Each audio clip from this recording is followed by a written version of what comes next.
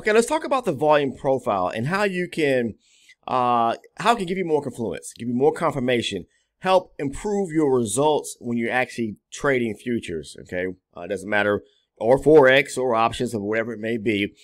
You can use it as a means of confluence, like I stated, in trading supply and demand. Now, I trade range-based charts, and those that know about supply and demand, all that is aggressive areas of buying and selling that we see that are unfolding within the markets. And what I like to do is when I use the volume profile, I like to kind of map out using a range volume profile or a micro profile to see when the market comes back to a zone on a retracement or a pullback, where within that zone that the market could actually test. You've heard me say this in the past. I like to take trades at the upper bottom, at the upper portion of a high volume area at a supply zone, looking to trade back down, and at the lower portion of a volume area, okay, on the profile when going long. I'm going to show you here quickly. It's like a no-brainer concept. You know, if you have the volume profile, you can use this. Do you need it? Not 100%. But like I said, the more confluence, I've said this, you know, time and time again, that you have on your side, more confirmation, then the more you're going to feel, I guess, you know, that is set up as a valid area. Okay, it's going to help you get into more setups in relation to the area where the volume profile lies at. Okay, because volume's everything. Volume is mapped out all over the charts. Okay, and typically speaking, the market likes to retest areas of volume. Now, there's a difference between low and high volume. If you see what I like to call peaks and valleys, like this right here, if you notice here on this 120 range chart, this is a major area. This is a major peak here, okay? Kind of think of it like a mountain. So this is it's the upper portion of the peak here, the lower portion of the peak here. And then you have these little divots in between the highs and lows peaks area. So that would be the peaks and valleys. Now, when the market moves to a lower volume area, say once it's kind of broken below a high volume area, it gets into a low volume area, typically speaking, I like to test either the next volume area below it, okay, or it'll reject it and push back up to the volume area above it. So either one. And what you'll see a lot of times is that if you, again, map it out, and if you move to like a lower base chart, I'll show you. I use a static profile, okay, and you know, I'm not 100% glued to it all the time. I do use it for kind of, you know, more confluence when I'm sizing up a supply or demand area.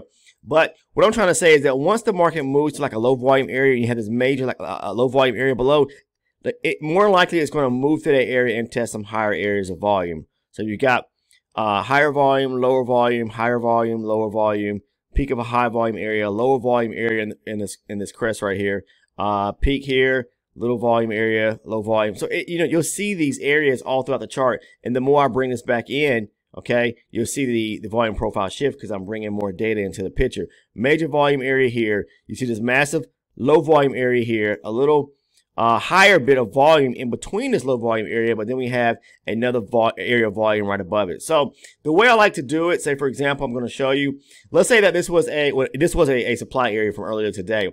What I'll do is, and if I'm interested in this area, I'll just use a range volume profile tool, okay, say for example, and just kind of map it out like that. So this is going to show me within this small little leg right here, the volume nodes between the highs and the lows. Now I'm looking, this is my area of interest, that blue box right there, where the supply zone is resting at. So when the market taps back into that area, I'm into the supply area. Of course, I'm not taking a trade based just strictly off of this. The remaining portion of the strategy in which I talk about on this channel here, it lies from marking up a higher base chart going down to a lower base chart and using a lower base chart to find a zone to take an entry on.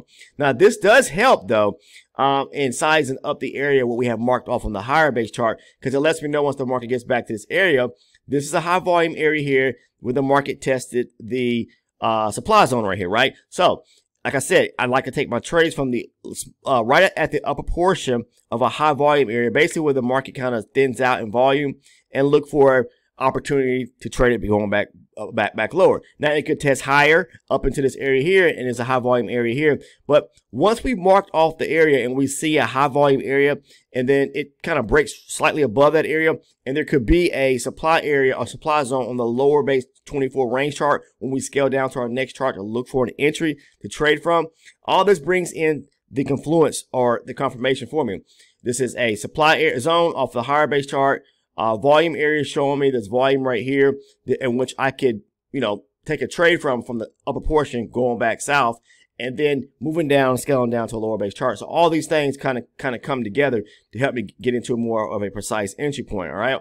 Also, let's see, for example, like right here, this was a demand area right here. So if I was to mark this off, just to show you right quick. Okay, here we go. All right.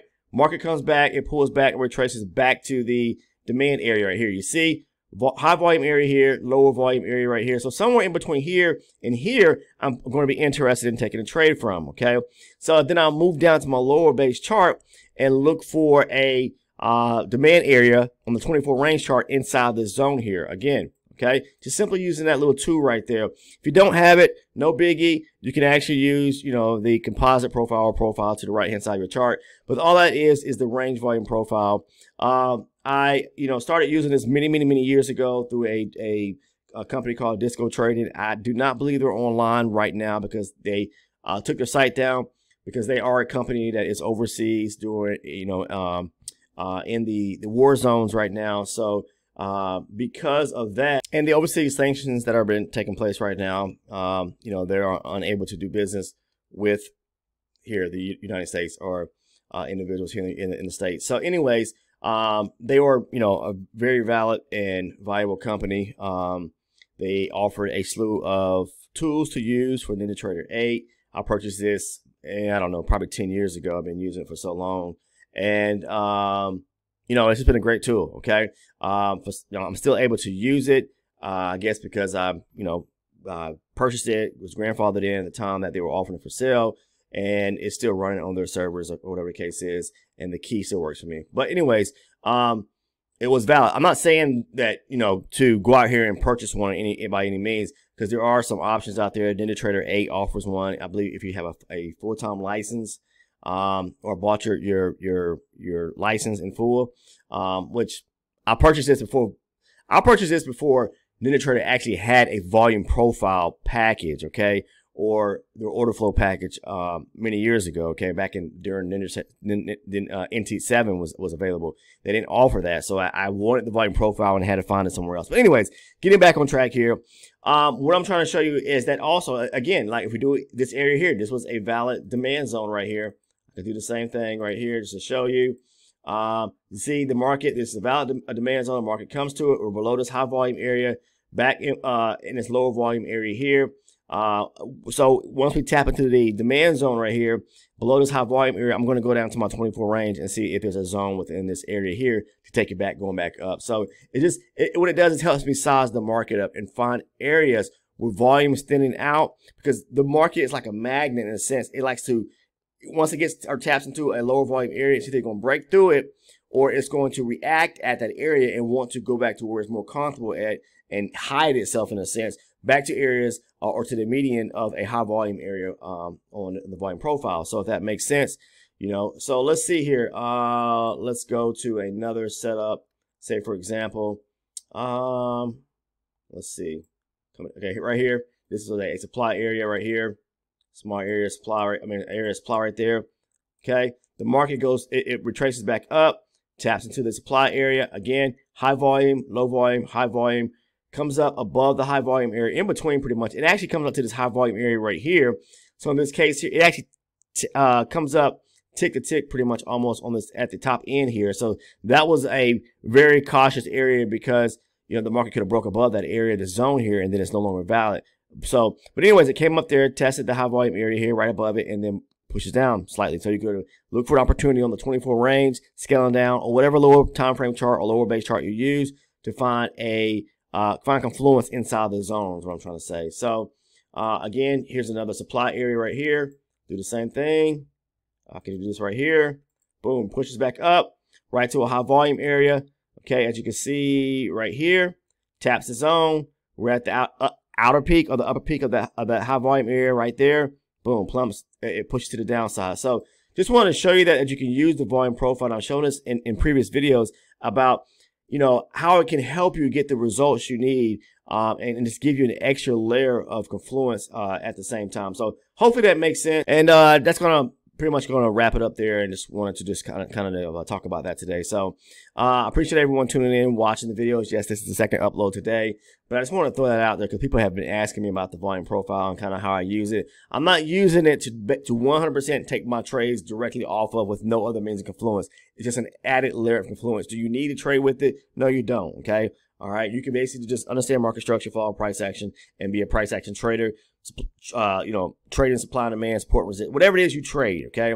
And it'll work out for you too. But I just like to use it as an extra layer. But outside of that, that's all I want to share today. If you haven't subscribed to the channel, if you know, I would definitely do so. Simply click on the subscribe button down below. Make sure to turn on your post notifications so you don't miss any of the uploads here on the channel just as well. So click the sub button, subscribe. Make sure to click that bell so you can, you know, you gain access to the video content, especially new videos when I drop them here on the channel. But outside of that, that's all I have today, guys. I appreciate it. If you found value in today's video surrounding the volume profile, just an added tool that you can use to give you more confluence, please make sure to drop a like on the video. Take care. See everyone in the next one, and have a great weekend.